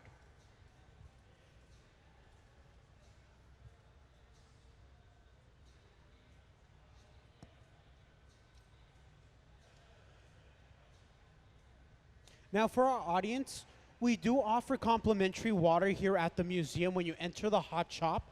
On your right-hand side, we have a water station. It's very important that we all stay hydrated, especially here in the stands. Down in the hot shop floor, we have some fans that really circulate the air, but I know it gets quite hot here. So at any given time, you're more than welcome to grab water We also have a live stream showing right in our grand hall area where we have a lounge area. It's also a fantastic place to view the live glassmaking in a cooler environment.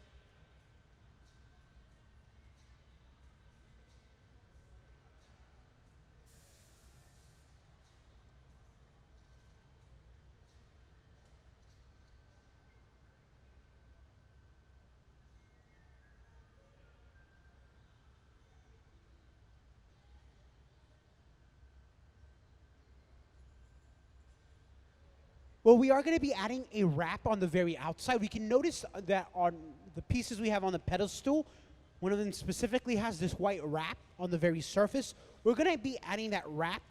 Now, we can see the crew down on this right-hand side getting ready to apply this wrap itself. Again, the hot glass will be added. As we turn with this contraption, it should pull our massive glass slightly back, creating this horizontal effect.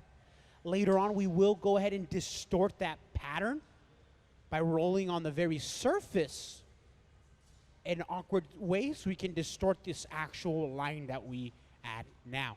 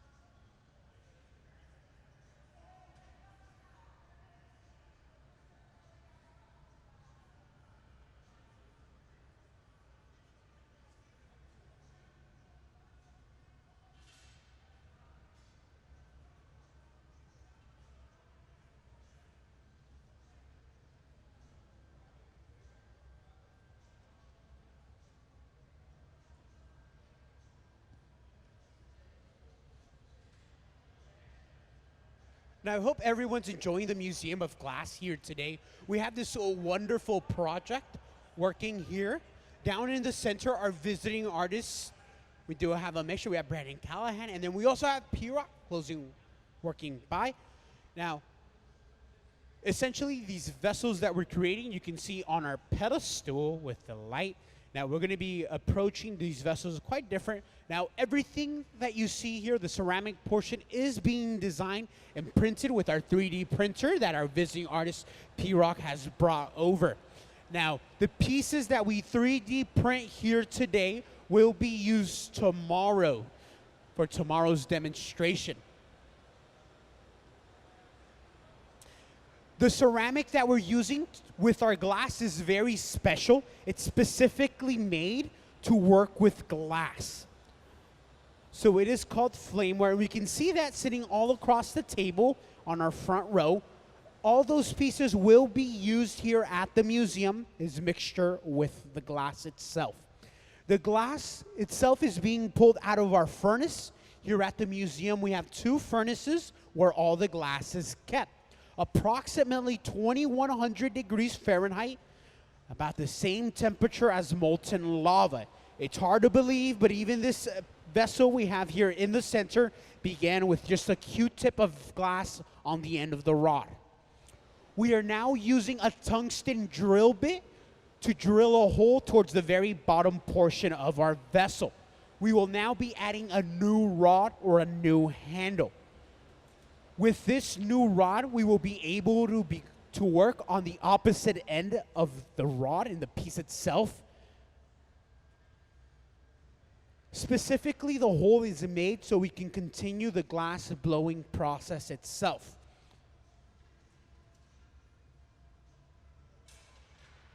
If you're joining us, welcome to the Museum of Glass.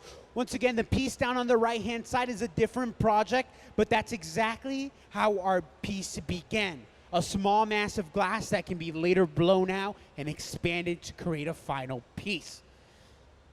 Now, once again, my name is David. I'll be floating around the hot shop and also the floor itself. If you have questions at any given time, please feel free to stop me, raise your hand, shout my name. I am more than happy to explain the process that's going on and even explain my own glass making experience. So the hot glass is being reheated in what we call the glory hole. It's a chamber of glass approximately 2300 degrees Fahrenheit. We use it to ensure that the glass isn't getting too cold and it can break or crack. So it's going to keep our glass well over 1000 degrees Fahrenheit, ensuring that it doesn't break. Now on the left-hand side of the hot shop, we have another glass maker. He is preparing what we call the transfer or the punty. It'll be the new handle we can begin to work on. We are going to break our vessel free from the rod we currently have right now. We have a small waste point of constriction. We will add a little bit of water in that area to cause a break off.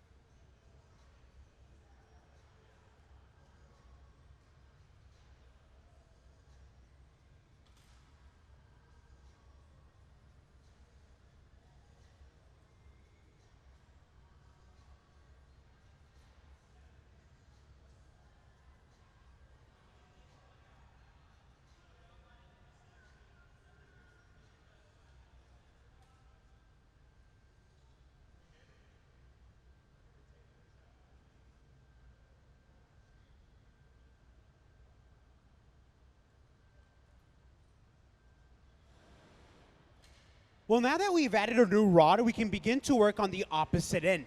We will concentrate the heat on the very tip. Since we created a break-off point, we also create a thick spot in the mass of glass.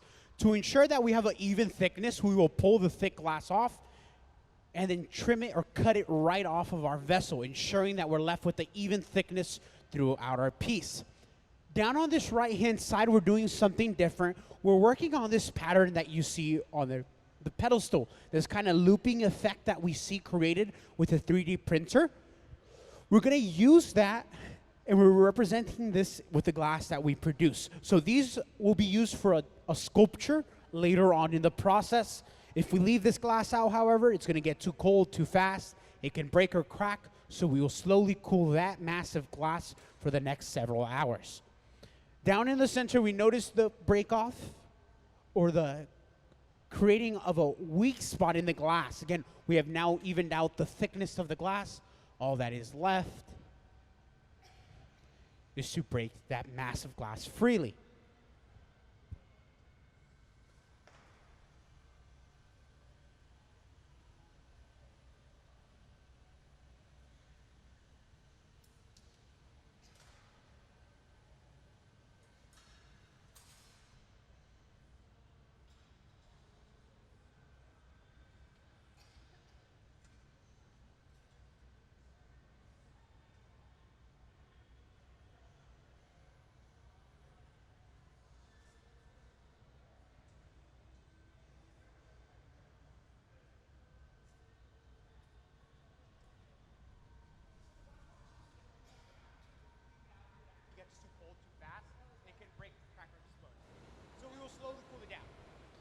So if the piece will sit in the annealer with the green number 1, it's currently sitting at 920 degrees. It will stay in there for the next several hours to cool down.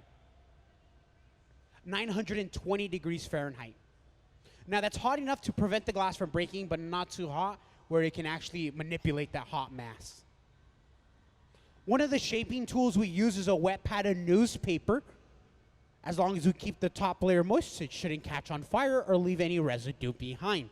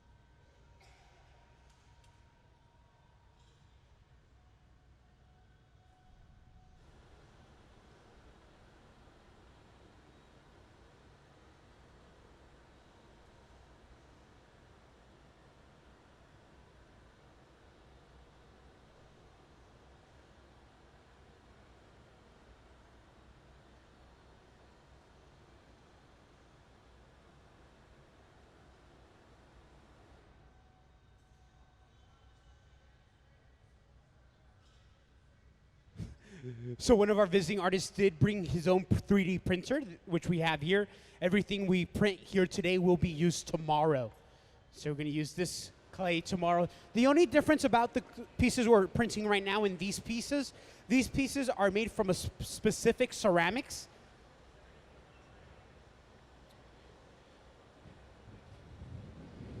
Now, this ceramic is flameware, which is resistant to the hot glass itself. It shouldn't shrink also and cause constricting on the glass. The ceramic that we're printing here is just your regular old ceramic, nothing too special. This is only temporary. It's a mold that we will use when these pieces are a little bit more dry. We're going to place them in sand, blow inside of them. Once our glass has taken that shape, we will then break free that ceramic. It won't stay with the glass. It is just the shape of the actual end vessel.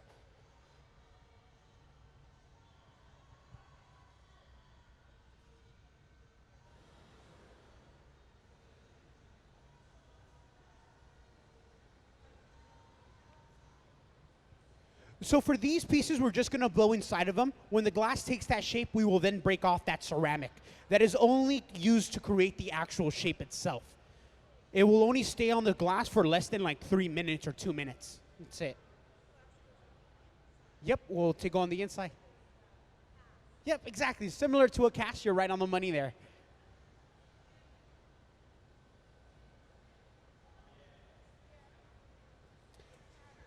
This pattern that we see here, so this is all 3D printed. So there's a binary code that Phirak, who has a degree in structural engineering, also in ceramic, also, he's figured out that way to give the exact code to create this pattern using a 3D printer.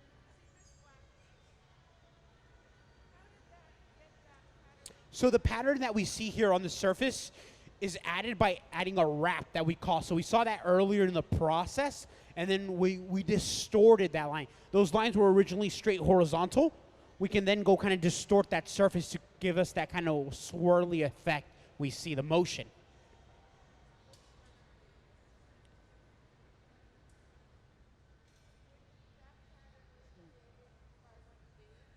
So no, this pattern is created by just rolling on the surface of this steel table and also this plate that we have here that's texture. So just like last time, this piece is broken free and on its way to the annealer where it will cool down. And just like that, we have completed the last piece of our morning live glass blowing demonstration. Can we give our whole crew a round of applause, though? They did such an amazing job.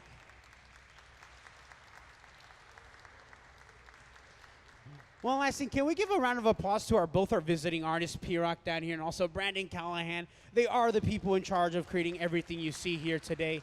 And this is their collab that they're going to be working on here today. This is strictly experimental, too, for our audience. Again, ceramic and glass don't really like to mix with one another. They just like to break. The only other ceramic artist we've ever had here at the museum, it's only been other one. We used porcelain, and most of it broke, too. So here we're seeing Phirak. He's a pioneer in this kind of field with mixing both ceramic and glass together. We have a pretty good success rate so far. We're going to keep it going here at this museum. The walls of these pieces very similar to what you see here. You know, it's pretty thin. We're using a blow dryer to cool that glass on contact. Hopefully that will keep it from collapsing. How will we get the glass inside of those? Well, we're going to get a bucket of sand. We're going to place those inside that bucket of sand so they're just stable. We will fill that bucket. We'll blow inside of there. Once it's done, we're just going to pull it out and immediately break off the ceramic. So just like that. Again, this is going to be happening tomorrow. So everything we're printing, we're going to let harden just a little bit before we use. Now, this does conclude the morning live glass blowing demonstration. Again, we want to thank everyone for joining us this morning. We will return in about 1 hour. We do have to take our mandatory lunch break. After that, we will be back. Remember that your pass is good for the entirety of the day, which means you can grab a coffee, grab a lunch of your own, and then we'll be right back within an hour. So about 2:15, we should be back at the museum. So we can all aim for that time. Again, about 2:15. We're going to resume here in this hot shop floor. If there's any questions before we head off, I'm going to stay here for the next few minutes and answer any questions we may have.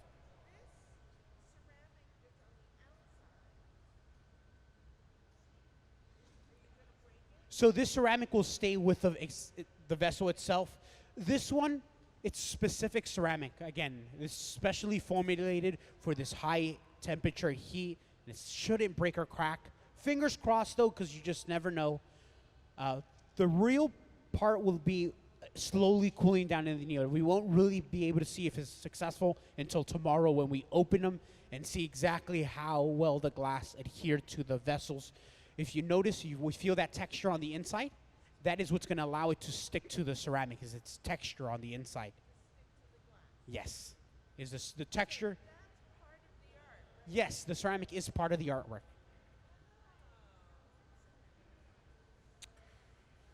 So this is a 3D printer that we have here. It can print anything you may want. This one's specifically using ceramic.